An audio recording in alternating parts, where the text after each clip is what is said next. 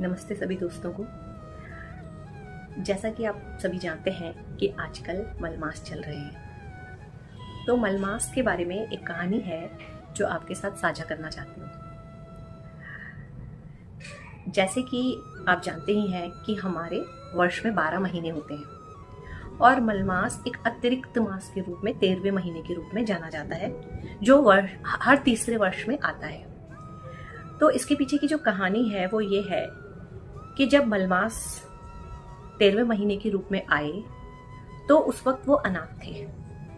अनाथ अर्थात उनका कोई भी अधिपति देवता नहीं था। जैसे कि अन्य 12 जो मास होते हैं उन सभी के एक एक अधिपति देवता होते हैं। तो अपनी इस व्यथा को लेकर मलमास एक एक करके सभी देवताओं के पास गए और उनसे विनती करी कि वे उनके अधिपति देवता बने और उन्हें स्वीकार करें। लेकिन किसी भी देवता ने उनको स्वीकार नहीं किया और उनके उस प्रस्ताव को ठुकरा दिया।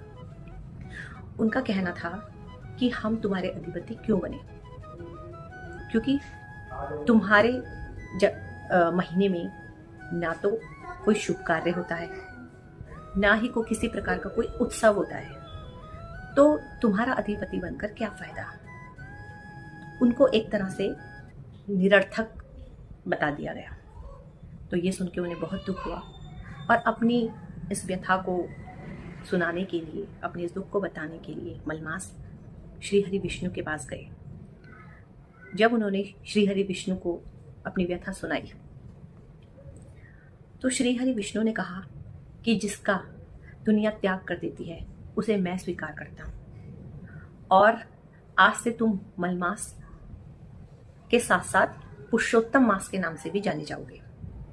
और साथ ही श्री हरि विष्णु ने मलमास को वरदान दिया कि तुम्हारे मास में जो भी मनुष्य जो भी तप, दान और अनुष्ठान, साधना इत्यादि करेगा उसको अन्य मासों की अपेक्षा कई गुना उसका फल प्राप्त होगा।